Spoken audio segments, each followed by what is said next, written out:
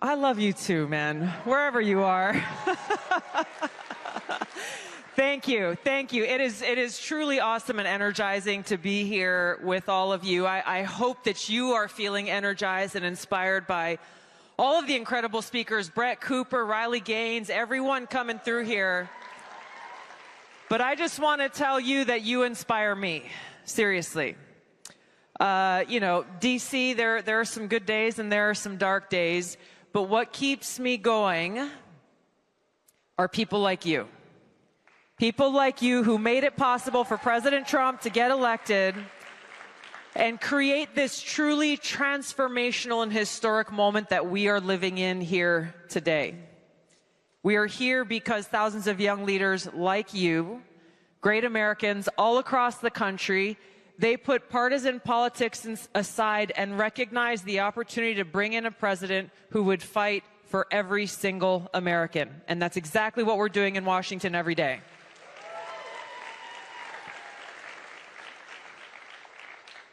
When we look back, and I feel like, you know, it's been, what, 6 months-ish since President Trump has been in office, not even 6 months hardly. What happened in that year leading up to the election? It feels like such a long time ago, but I want to spend just a moment on this because it's important for us to recognize what Steve Bannon was just talking about, the deep state. When we go back and look at all of those days that President Trump had to spend in a courtroom because of the constant lawfare that was being waged against him by his political opponents and the deep state, who were terrified that the American people might choose to elect him once again. You look at all of the propaganda that was thrown his way, the lies, the smears, the attacks that were thrown his way, how many times they actually tried to throw him in jail. And even at that, man, that mugshot will go down in history as one of the best pictures ever. All of their attempts to take him off the ballot, as we were going through that, I often reflected at really what was behind it. They were there thinking, okay, we have all of this power, we need to silence him, undermining our democratic republic as they claim to be doing so to save democracy. But when we really take a step back, we recognize that they were acting out of fear. They were terrified of losing their perceived power. They're terrified of their own personal position or fame or profit or whatever the thing was. They were terrified, ultimately afraid of us. Terrified that in the United States of America, that was built on the foundation of these ideals of freedom and liberty for every single American, terrified that we may actually use our freedom, that we may lift up our voices and stand up for and work hard to bring about the vision that our founding fathers had for us, a government that is truly of, by, and for the people. To me, that is what President Trump's America First agenda is all about. That's why the deep state fought so hard to try to stop us from even having the freedom to choose who we wanted as our president and commander-in-chief. And despite their best efforts, we, the people, prevailed.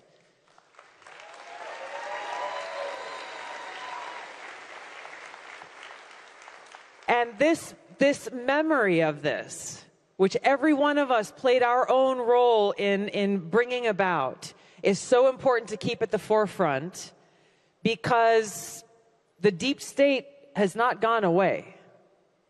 They exist within every single agency of the federal government, in the national security state, and the propaganda media.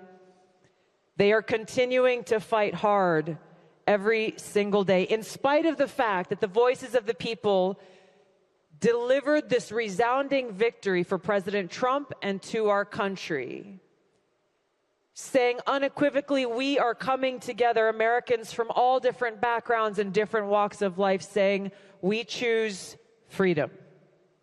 We choose peace. We choose to come together for truth. Not my truth or your truth or their truth, but fundamental, objective truth. We come together for common sense.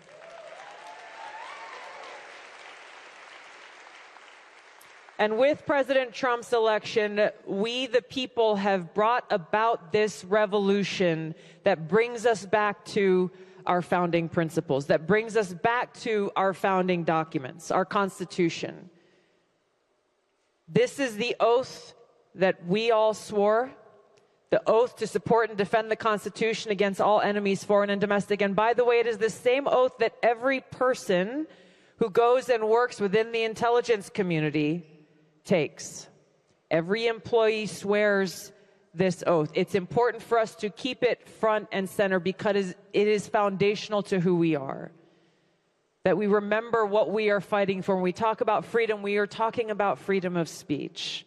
Remembering that it wasn't that long ago that we had parents speaking up for the safety and well-being of their children at Board of Education meetings who, under the Biden administration, were then targeted as domestic violent extremists. We have to remember how, and these are documents that we will be declassifying and releasing very soon, about how on day one of the Biden administration, meaning January 21st of 2021, his national security advisor issued a memo essentially laying the groundwork for who they would be targeting as domestic violent extremists. And one of the documents that was ordered, one of the directives that was given in this memo was to the Director of National Intelligence to come up with a document that went into very specific descriptions of what to look out for when we are looking for domestic violent extremists. And so what you'll see there are detailed descriptions of what we would later see the Biden administration target. Those who were complaining about or unhappy with COVID-19 mandates and policies. Parents who were afraid that their children might be forced to get the vaccine when they went to school against their parents' wishes. People who were expressing anti-authority views. I could go on in this list of people, groups, thoughts, free speech, they were labeled as domestic violent extremists, and then use that label to go and then force these tech companies, some of them were willing, some unwilling, to censor Americans' free speech in the name of going after domestic violent extremists. We have to expose their tactics and the playbook of the deep state so that we, the people, can make sure we never allow this to happen again.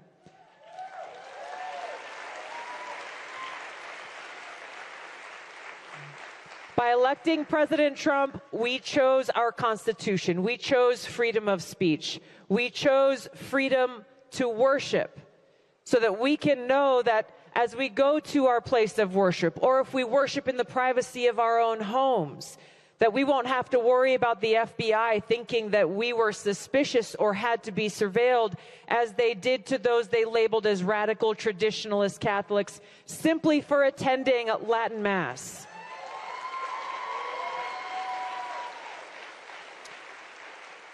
By electing President Trump, we chose freedom. Freedom to exercise our right to bear arms. There's already work being done, and there's more to come there to undo the damage that has been done for so long that has undermined that fundamental right. By electing President Trump, we chose our right to privacy and the protection of our civil liberties as guaranteed under the Fourth Amendment. Under President Trump, we chose our Declaration of Independence. I'm smiling because I think it was on Thursday, I was there and delivering the intelligence brief to the president, and towards the end of it, he had a couple of guests who were coming in to join him for lunch. And just seeing the pride and excitement that he shared as he wanted to show them the Declaration of Independence that he put on the wall right next to the Resolute desk in the Oval Office.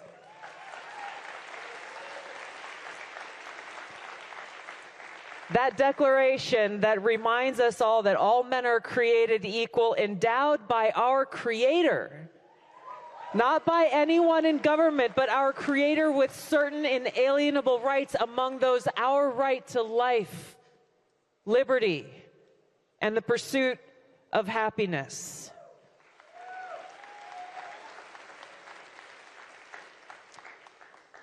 So the historic moment that we live in, it's important sometimes to step away from the noise, to recognize what happened in order to create this opportunity that we have, and therefore to inform the great work that we have ahead of us. You think the campaign was hard, you think what President Trump went through was hard, and it was. The road ahead will not be easy. I can attest personally that in my work as the Director of National Intelligence, the deep state is fighting us every step of the way.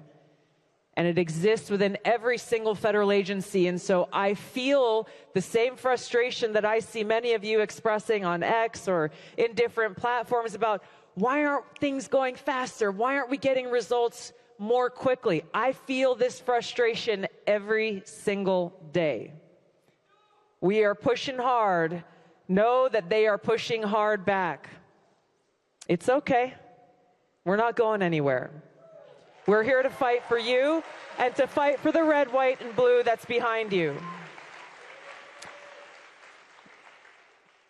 We can't do this alone. It will take all of us who love our country and who deeply cherish our freedoms to stand united in this fight.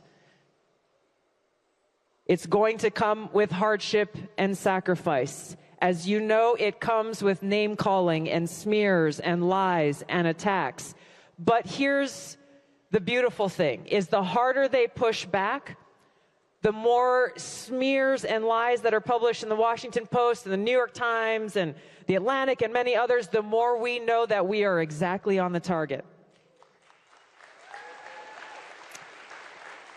And on those days where you might feel a little tired and you might feel a little discouraged, and we all get there at some point in time, I go back and think about what President Trump has been through. He has sacrificed more than anyone else. He has been attacked and targeted more than anyone else. And most significantly, 1 year ago tomorrow was the day in Butler, Pennsylvania, when a gunman tried to take his life missing by just a hair.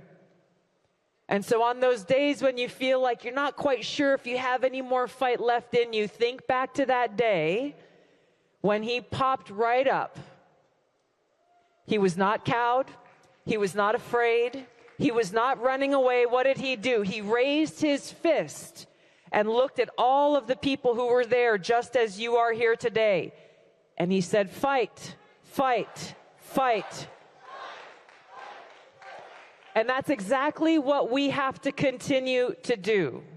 Not motivated by hate for those who are trying to take our freedoms away, but by love. I know President Trump is motivated deeply by his love for our country. This is where his strength and his resilience comes from.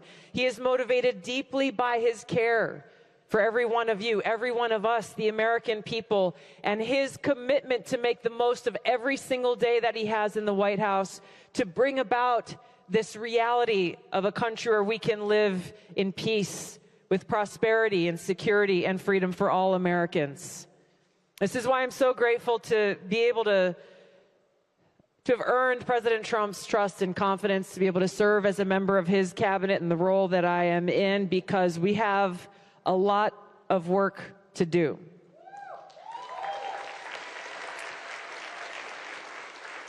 So the thing I want you to go home with is the knowledge that you, not a single one of you, should underestimate the power of your voice and your energy and your work and your role in bringing about this historic change that we have all embarked on together. Don't let anyone ever tell you that this is not your time, or that you're too young, or maybe you'll go and do something in a few years or 5 or 10 years or 20 years. The time is now. Electing President Trump was just the first step to be able to get to work, to do this important work. It is tough, but it is our purpose that drives us. I'm grateful to have experienced from a young age that I found I was happiest when I was doing things for others, when I was trying to be of service to others, trying my best to be pleasing to God with my life by making a positive impact and being of service to God's children. And that's really what motivated me to choose service as a path for my life. I didn't know what form it would take or where it would take me, but I knew that this is what I wanted to do. And it's taken me through elected office in different arenas and through the military, now for over 20 years, and now as Director of National Intelligence. But I first started when I was 21 years old. And so for any of you who are thinking of running for office, maybe you're being told some of the things I was told. I was 21 and people said, oh, okay, you have a bright future, but you're too young. Maybe you should go and take some more college classes and, I don't know, wait around until somebody feels like you're qualified to go. But I knew that the most important qualification was my desire to serve, to have that positive impact in my community. So I didn't listen to any of them, and I ran and got elected at 21. They told me the same thing when I ran for Congress at 31. Tulsi, you're great. You got a bright future. It's not your time. Come back in 20 years. I had come back from multiple deployments at that point in time, understanding and feeling to my core the cost of war and knowing that I needed to be in a place to make a greater impact. Where better than at that time in Congress, where I could help to influence some of these decisions about peace and war and share the experiences of my brothers and sisters who I served alongside, my experience, and honor the memories every single day as I continue to do, as Secretary Hegseth does. I know President Trump has the lives and well-being of our service members on his heart every day, knowing the sacrifice that's made.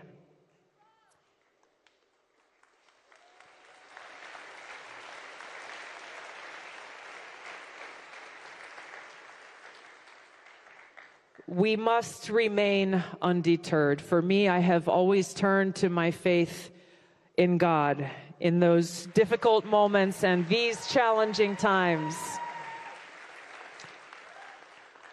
And finding that strength and that confidence and that peace and that shelter and that courage that can only come from having faith in God's unconditional love for me, and knowing that all I have to do is do my very best every day to be pleasing to Him and have faith that whatever the outcome, it will be His will that is done.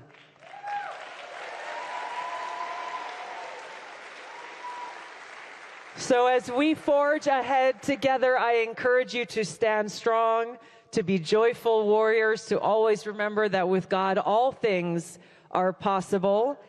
And knowing that we can change our mindset. Somebody brings me a problem, happens on a daily basis. I say, thank you.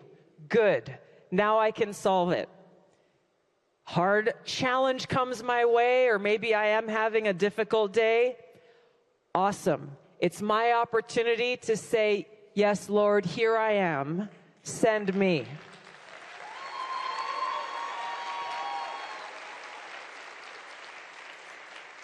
It is inspired by God's unconditional love that we are charged to live and lead and serve in a reflection of His love for all of us, with this eternal gratitude in our hearts for the blessings and the freedoms that He has and continues to bestow upon every one of us. When I was deployed to Iraq in 2005, I served in a medical unit where there was a sign at one of the main gates where our security patrols, infantry patrols went in and out of every day. And the first day that I saw it, and many days thereafter, I was stopped in my tracks because that sign said in big block letters, "Is today the day?"